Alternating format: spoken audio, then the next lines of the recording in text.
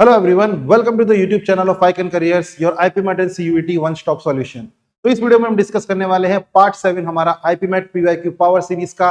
जैसा कि आप जानते हैं ये सीरीज हमारी चल रही है। हर वीडियो में हम डिस्कस करते हैं 5 क्वेश्चंस और 5 कॉन्सेप्ट्स। छोटे छोटे ये वीडियो रहते हैं लेकिन आपको सीखने को बहुत कुछ मिलेगा। ठीक है, चलिए तो शुरू करते हैं सेशन नंबर 7 आज की क्लास में, और हम डिस्कस करने वाले हैं IPMAT इंदौर 2024 के शॉर्ट आंसर। ओके, तो पहला क्वेश्चन हमारे सामने आ चुका है। मैट्रिसेस एंड डिटरमिनेंट्स का एक क्वेश्चन है। क्वेश्चन ये बोल रहा है कि हमें एक मैट्रिक्स दी गई है और यहाँ पे sum of all elements of row column और डायगोनल। रो कॉलम और डायगोनल का जो होता है वो सबका क्या होता है, सेम होता है। रो कॉलम और डायगोनल का जो सम है वो सबका क्या है, सेम है। तो समझिए मेरी बात, मैं यहाँ पे x1 y1 z1 x2 y2 8 7 y3 और 3 इन सबको अगर लिख दूं तो क्वेश्चन के अकॉर्डिंग जो मेरे डायगोनल्स का सम है, जो मेरे रोज का सम है, या मेरी कॉलम का सम है, सबका क्या होना चाहिए, वो इक्वल होना चाहिए।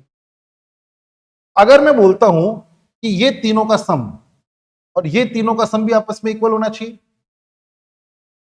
लॉजिकल क्वेश्चन है, ध्यान रखिएगा, आप समझिएगा थोड़ा सा। तो z1 plus 8 plus 3 should be equal to z1 plus y2 plus 7। z1 cut गया, ये हो गया 11 प्लस y2 प्लस 7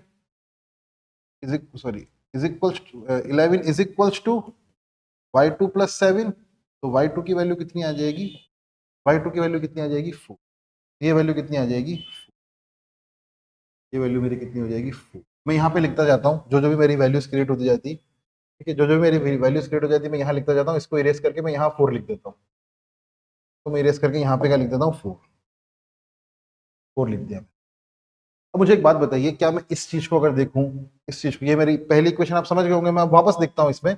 अब इसमें अगर मैं देखूं, इसमें अगर मैं देखूं,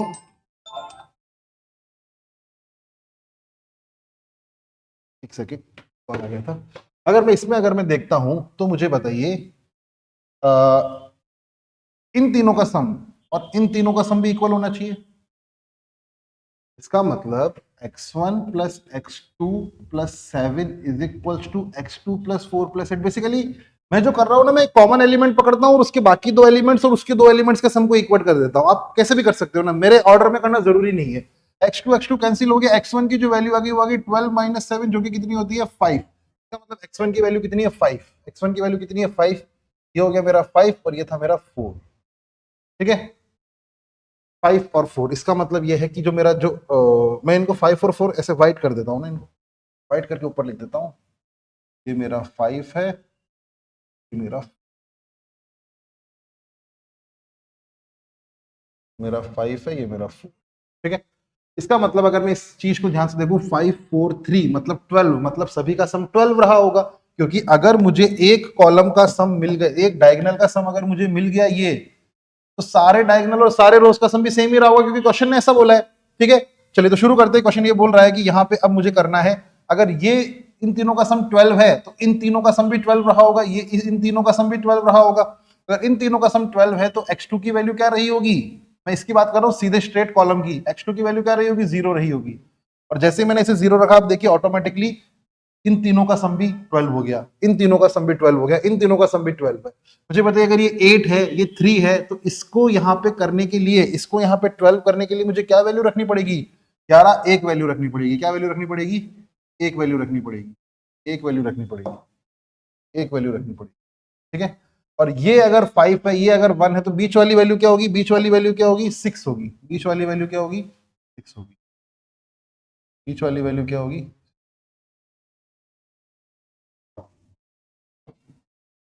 और ये 6 है, ये 4 है, तो ये वैल्यू कितनी रहेगी, 2 रहेगी। सबको 12 करना है, सबको क्या करना है, हमें 12 कर देना है। 6 4, ये हो गई 2, सब 12 हो गए।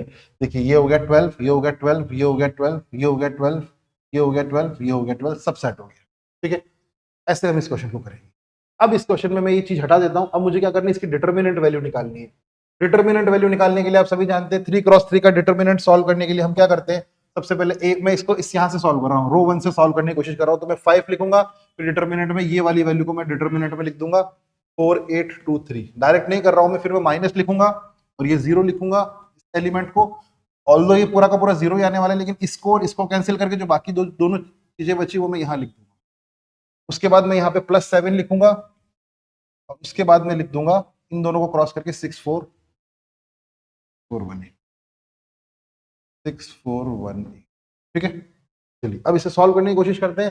सबसे पहले यहाँ 5 है तो यहाँ मैं इसे मल्टीप्लाई करूंगा, इन दोनों का मल्टीप्लीकेशन माइनस इन दोनों का मल्टीप्लीकेशन, तो ये हो जाएगा 12 माइनस 16 माइनस 0। अब यहाँ पे कुछ भी आएगा 18 माइनस 2, लेकिन ये पूरा का पूरा 0 ही हो जाएगा, +7 8 6 48 माइनस 4। ठीक है, 48 माइनस 4, तो ये हो जाएगा 5 इंटू -4 और ये तो 0 को 0 ही हो गया, +7 इंटू 44। ठीक है, ये होगा -20 और ये हो जाएगा +7 इंटू 44, तो ये हो जाएगा कितना 28 इंटू 11 80308। ये पूरी चीज कितनी हो जाएगी 308। और जब मैं इन दोनों को ऐड करूंगा आपस में तो मुझे कितना मिलेगा 288 मेरा इसका आंसर हो जाएगा 288। अच्छा क्वेश्चन था, लॉजिकल क्वेश्चन पूछा है थोड़ा, बाकी नॉर्मल मैट्रिक्स डिटरमिनेंट्स के क्वेश्चन की तरह नहीं कि यहाँ पे आपको सॉल्व कर देना, यहाँ पे थोड़ा सा आपको लॉजिक भी लगाना था। ठीक है, चलिए आगे बढ़ते हैं अगले क्वेश्चन पे। क्वेश्चन ये बोला नंबर ऑफ फैक्टर्स। देखिए आईपीएमएट इंदौर का one of the favourite topic है नंबर ऑफ फैक्टर्स, हर साल इस पे कुछ ना कुछ क्वेश्चन पूछता है। तो 2024 में उसने क्या क्वेश्चन पूछा था कि 1800 के आप वो फैक्टर्स बताओ जो मल्टीपल है 6 के। तो इस वीडियो में मैं आपको इस मतलब यहाँ पे आपको इस क्वेश्चन में मैं आपको समझा देता हूँ कि कभी भी ऐसा कोई क्वेश्चन पूछे उसका आंसर कैसे निकालना है। सबसे पहले आपको क्या करना है, इसका प्राइम फैक्टराइजेशन कर लेना है। 1800 का प्राइम फैक्टराइजेशन 1800 का प्राइम फैक्टराइजेशन होगा 18 इंटू 100। आप चाहे तो इसको वैसे भी कर सकते हैं ना, ऐसे 1800 करके। मैं इसको थोड़े दूसरे तरीके से कर रहा हूं। 18 का मतलब होता है 2 इंटू 2 इंटू 6 इंटू 3, तो 2 इंटू 3 इंटू 3, ये हो गया 9 इंटू 2 प्लस 100 का मतलब क्या हुआ 25 इंटू 4, 25 इंटू 2 इंटू 2 और 25 को मैं लिख देता हूँ 5 इंटू 5। तो ये हो गया मेरा इसका प्राइम फैक्टराइजेशन। अब मैं क्या करता हूं, अब मैं इससे 2 और 3 6 कॉमन ले लेता हूं बेसिकली, क्योंकि इसको मैं मल्टीप्लाई करूंगा तो ये 1800 के बराबर आ जाएगा। मैं इसमें से 6 कॉमन ले लेता हूं, तो 2 इंटू 3 अगर मैं बाहर निकाल लूं तो अंदर कितना बचा 3 इंटू 5 इंटू 5 इंटू 2 इंटू 2। ये बाहर आ गया मेरा 2 इंटू 3 6 बाहर आ गया। अंदर कितना बचता है 3 की पावर 1 इंटू 2 की पावर 2 इंटू 5 की पावर 2। अगर मुझे फैक्टर्स निकालने हैं तो मैं क्या करता हूं, नॉर्मली हम क्या करते हैं किसी भी नंबर के फैक्टर्स निकालने होते हैं तो मैं उसको प्राइम फैक्टराइजेशन और पावर में कन्वर्ट करता हूं और उनकी पावर में 1 ऐड करके उनको मल्टीप्लाई कर देता हूं। ये तरीका होता है नंबर ऑफ फैक्टर्स निकालने का। ठीक है, जैसे अगर मुझे केवल 1800 के फैक्टर्स वो पूछता तो मैं बोलता 2 की पावर 3 इंटू 3 की पावर 2 इंटू 5 की पावर 2, जो ऑलरेडी आईपीएमएट इंदौर ने पहले भी ये क्वेश्चन पूछे ही है ना। तो यहाँ पे अगर 1800 के केवल 1800 का पूछता तो आंसर क्या होता 3 + 1 इंटू 2 + 1 इंटू 2 + 1। इनको मैं मल्टीप्लाई कर देता 4 इंटू 3 इंटू 3, ये मेरा आंसर हो जाता। लेकिन यहाँ पे ये आंसर नहीं है। आंसर उसने पूछा है कि वो बताओ जो 6 के मल्टीपल है, और 6 के मल्टीपल की मैं बात करूं तो यहाँ पे कितना हो जाएगा 1 + 1, 6 कॉमन लेने के बाद जो बचा 2 + 1 एंड 2 + 1, तो ये हो जाएगा मेरा 2 into 3 into 3, that will be equal to 18। तो इस क्वेश्चन का आंसर कितना हो जाएगा 18 यहाँ पे है। अगली बार वो 8 का पूछे, 9 का पूछे, 12 का पूछे, यही तरीके से आपको सॉल्व करना है और आप बड़े इजीली क्या करेंगे आंसर निकाल देंगे। अगर वो सिंपल नंबर ऑफ फैक्टर्स पूछे तो तरीका क्या होगा, प्राइम फैक्टराइजेशन करो, पावर बनाओ, पावर में 1 1 ऐड करके मल्टीप्लाई कर दो। अगर वो पर्टिकुलरली किसी मल्टीपल का पूछे तो मल्टीपल का पूछने के लिए आप क्या करेंगे, उसको मल्टीपल को कॉमन ले लो, फिर जो अंदर बचा है उसकी पावर्स में 1 1 ऐड करके मल्टीप्लाई कर दो। हमने पहले एक बार ऑड और इवन वाले क्वेश्चन भी किए हैं पुराने सेशन में। क्वेश्चन अगला आ चुका है ज्योमेट्री।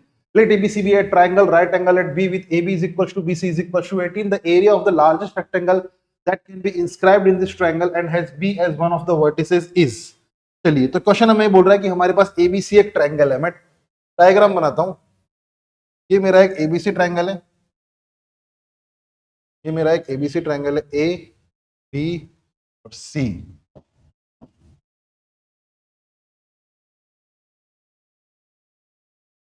ठीक है, ए बी, अगर ये चीज को मैं ए मान लू, इस वाली साइड को रेक्टेंगल है क्योंकि अंदर वाला, तो ये वाली साइड भी कितनी रहेगी ए, ये वाली साइड को अगर मैं बी मान लू, ये वाली साइड कितनी रहेगी बी।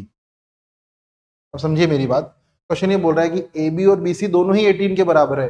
अगर ये पूरी चीज 18 है तो बची हुई ये कितनी हो जाएगी 18 माइनस ए, कितना हो जाएगा 18 माइनस ए हो जाएगा। ये ए अगर ए है और पूरा 18 है तो ये पूरा 18 है, ये बी है, तो बचा हुआ कितना हो जाएगा 18 माइनस बी। अब इस बात को समझते हैं। ये एंगल 90 डिग्री होगा क्योंकि ये रेक्टेंगल है, इधर वाला 90 हुआ तो इधर वाला भी 90। ये एंगल भी 90 डिग्री होगा, ये 90 है तो वो भी 90 है। ठीक है, ये एंगल 90 डिग्री है। देखिए ध्यान से समझना, अब मेरी बात को ध्यान से समझना, ये एंगल 90 डिग्री है। 18 आपको हल्का दिख रहा है ना प्रॉपर, हाँ कुछ भी नहीं कट रहा है। ये एंगल अगर 90 है और ये दोनों अगर साइड्स इक्वल है तो ये एक आइसोसेलेस ट्रायंगल होगा। मतलब this angle will be equal to 45 and this angle will also be equal to 45 क्योंकि एक 90 डिग्री आइसोसेलेस राइट ट्रायंगल है बेसिकली। एक राइट एंगल ट्रायंगल में अगर दो साइड्स इक्वल होती है तो वो होता है 90 45 45 डिग्री वाला सीन, क्योंकि दोनों एंगल्स को इक्वल होना है और दोनों का सम 90 ही होगा। Angle sum property of a triangle. तो मुझे बताइए, अगर ये एंगल 45 होगा तो ये वाला एंगल कितना होगा? 45 होगा। और ये एंगल 45 होगा तो ये एंगल भी 45 होगा। पता है क्यों? करस्पॉन्डिंग साइड, करस्पॉन्डिंग साइड से पैरेलल लाइन से। ये लाइन और ये लाइन आपस में पैरेलल है, ये वाली लाइन और ये वाली लाइन आपस में पैरेलल है, ये वाली लाइन और ये वाली लाइन आपस में पैरेलल है। इसीलिए करस्पॉन्डिंग एंगल की वजह से ये दोनों एंगल्स क्या हो गए? आपस में इक्वल हो गए। अब ये वाला ट्रायंगल, ये ट्रायंगल और ये ट्रायंगल आपस में क्या हो गए? सिमिलर हो गए। ये दोनों ट्रायंगल आपस में क्या हो गए? सिमिलर हो गए। मैं बना देता हूं, ड्रॉ कर देता हूं इसको। ये ट्रायंगल और ये ट्रायंगल दोनों आपस में सिमिलर क्यों हो गए? क्योंकि 90 45 45 90 45 45। और अगर दो ट्रायंगल सिमिलर होते हैं तो उनकी करस्पॉन्डिंग साइड्स का रेशियो सेम होता है। या अगर मैं और इसको सिंपलीफाई करके बोलूं कि इसकी जो दोनों साइड्स है और इसकी जो दोनों साइड्स है वो सेम प्रोपोर्शन में रहेगी। साइड्स का जो रेशियो हो सेम प्रोपोर्शन में रहेगा। करस्पॉन्डिंग साइड का मतलब ही वही हुआ। इसको मैं लिखता हूं, इस छोटे वाले, इस ऊपर वाले ट्रायंगल में मैं लिखूं 18 माइनस ए, 18 माइनस ए अपॉन बी का जो रेशियो, इन दोनों का जो रेशियो है वो इन दोनों के रेशियो के बराबर होगा, is equals to A upon 18 minus B. मैं क्रॉस मल्टीप्लाई करूंगा तो ये हो जाएगा 18 माइनस ए, 18 माइनस बी, और ये हो जाएगा ए बी। मैं ब्रैकेट ओपन करता हूं, 18 इंटू 18 होता है 324 minus 18 B minus 18 A plus A B is equals to A B.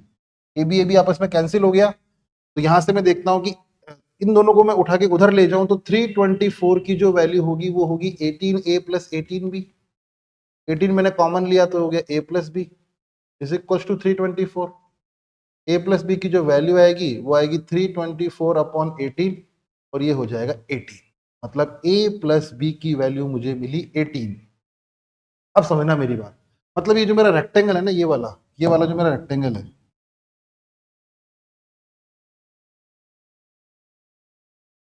ये वाला जो मेरा रेक्टेंगल है वो दोनों का सम 18 आ रहा है। और मुझे इसका एरिया क्या करना है? मुझे इसका area of the largest rectangle करना है, मुझे सबसे बड़े से बड़ा करना है। और अगर मुझे इस एरिया को लार्जेस्ट बनाना है तो एक ही तरीका है, मुझे इसकी दोनों साइड्स इक्वल करनी पड़ेगी। मुझे इसकी दोनों साइड्स इक्वल रखनी पड़ेगी 9 और 9, तभी और तभी ये लार्जेस्ट बन सकता है। बाकी और कोई दूसरी वैल्यू पे सेटिस्फाई करेगा ही नहीं। ये बात आपको पता होनी चाहिए। हमें क्या पूछा? एरिया पूछा है, तो 9 इंटू 9 कितना हो जाएगा? 81 इस क्वेश्चन का आंसर हो जाएगा। 81 will be the right answer. आगे बढ़ते हैं अगले क्वेश्चन पे। क्वेश्चन है हमारे नॉर्मल सेट थ्योरी का। इन a group of 150 students, 52 like tea, 48 like juices and 62 like coffee. In each student, if each student in the group likes at least one among tea, juice and coffee, then the maximum number of students that like more than one drink is. Okay? तो अगर मैं इस question का Venn diagram बनाऊंगा ना तो कुछ ऐसा बनेगा ये वेन डायग्राम। तो मैं इन्हें बोल देता हूं ये स्टूडेंट टी लाइक करते हैं, इन्हें बोलता हूं ये स्टूडेंट जूस लाइक करते हैं, और इन्हें बोलता हूं ये स्टूडेंट कॉफी लाइक करते हैं। ये वाले जो स्टूडेंट होंगे बीच वाले, ये तीनों लाइक करते हैं। और अगर मैं पूछूं कि वो वाले स्टूडेंट बताओ जो केवल टी लाइक करते हैं, तो ये जो मैंने ग्रीन में बनाया है ये ओनली टी वाले हैं, जो मैंने ऑरेंज में बनाया है ये ओनली जूस वाले हैं, और जो मैंने ब्राउन में बनाया है ये ओनली कॉफी वाले हैं। अगर मैं पूछूं कि वो लोग बताइए जिन्हें टी भी पसंद है और कॉफी भी पसंद है, तो आप बोलेंगे ये लोग है ना वो जिन्हें टी भी पसंद है और कॉफी भी पसंद है, ये वाले। अगर आप पूछे कि जूस और कॉफी दोनों किस किस को पसंद है, तो आप बोलेंगे ये लोग वो है जिन्हें जूस भी पसंद है और कॉफी भी पसंद है। ठीक है? और वो लोग जिन्हें टी और जूस दोनों पसंद है वो कौन है? ये लोग। क्वेश्चन देखते हैं। क्वेश्चन ये बोल रहा है कि 52 जो स्टूडेंट्स है उनको क्या लाएगा टी, मतलब टी वाले कितने हो गए 52, जूस वाले कितने हो गए 48 और कॉफी वाले कितने हो गए, ये हो गए 62। तो इन सबका सम आ रहा है 162, मतलब टोटल स्टूडेंट्स है 150, लेकिन आंसर इन तीनों का सम कितना आ रहा है 162। इसका मतलब 12 स्टूडेंट्स रिपीटली काउंट हो गए, रिपीट हो गई है उनकी काउंटिंग, और अगर उनकी काउंटिंग रिपीट हो गई है मतलब वो एक से ज्यादा ड्रिंक लाइक करते हैं, तो इस क्वेश्चन का आंसर मेरा कितना हो जाएगा 12। ये तो मैं आपको जस्ट फॉर इन्फॉर्मेशन बता रहा था, मुद्दे की बात तो बस यही थी, ठीक है। चलिए नेक्स्ट क्वेश्चन पे चलते हैं। क्वेश्चन नंबर ये बोल रहा है, question number 5, the price of a chocolate is increased by x% and then it is reduced by x%, the new price is 96.76% if the of the original price. देखिए student, successive percentage change का ये question है। एक बात हमें ध्यान है, मैंने आपको परसेंटेज का डेमो भी दिया है, यहाँ पे परसेंटेज के लेक्चर्स भी यूट्यूब पे पड़े हैं और ऐप पे भी अवेलेबल है, तो आप वहां पे देखेंगे मैंने आपको सक्सेसिव परसेंटेज चेंज पढ़ाया था, और वहां पे हमने ये बात देखी थी कि कभी भी सक्सेसिव परसेंटेज चेंज हमारे सामने होता है तो उसका जो फॉर्मूला होता है वो होता है a plus B plus A B by 100। इस क्वेश्चन के अकॉर्डिंग सबसे पहले क्या हुआ, x से इंक्रीज हुआ, मतलब a की वैल्यू प्लस x है और b की वैल्यू कितनी है माइनस x। ये दोनों ही वैल्यू जब मैं इस फॉर्मूला में रखूंगा तो मुझे मिलेगा x plus minus x plus x minus x upon 100, आपस में कैंसिल हो जाएगा और ये वैल्यू किसके बराबर आएगी, माइनस एक्स स्क्वायर बाई 100 के बराबर आएगी, मतलब माइनस एक्स स्क्वायर बाई 100 के बराबर चेंज हुआ है। ये बात आप डायरेक्ट भी याद रख सकते हो अगर आप रखना चाहो कि if a value is increased by x% and decreased by x%, और if it is first decreased by x% and then increased by x%, तो जो सक्सेसिव चेंज होता है वो किसके बराबर होता है, एक्स स्क्वायर बाय 100 के बराबर होता है। मुझे बताइए अगर कोई चीज 96.76% हो गई अपनी ओरिजिनल प्राइस का, तो क्या मैं ये नहीं कह सकता हूं कि 3.24% का डिक्रीज आया उसमें, भाई 100 से कितना कम हो गया, 3.24% कम हो गया, तो टेक्निकली ये माइनस 3.24 हो गया, क्योंकि जो प्राइस है वो माइनस 3.24% से क्या हो गई, रिड्यूस हो गई। क्वेश्चन के अकॉर्डिंग अगर मैं x का चेंज करता हूं तो 3.24 के बराबर होता है, मतलब this is equal to this, minus X square by 100 is equal to minus 3.24, minus minus cancel, percentage percentage भी कैंसिल, यहाँ पे अपॉन 100 आ जाएगा, कट गया, एक्स स्क्वायर की वैल्यू कितनी हो जाएगी 324, एक्स की वैल्यू कितनी हो जाएगी under root of 324, X is equal to 18, क्योंकि ये किसका स्क्वायर होता है 18 का स्क्वायर होता है 324। ओके, मेरा आंसर कितना आ जाएगा 18, 18 is the right answer. Okay चलिए, तो स्टूडेंट्स लेक्चर खत्म होता है हमारा, यहाँ पे 5 क्वेश्चन हम कर चुके हैं, 5 नए कॉन्सेप्ट भी हम सीख चुके हैं। मिलते हैं नेक्स्ट वीडियो में, thank you very much, have a good day, take care, bye bye.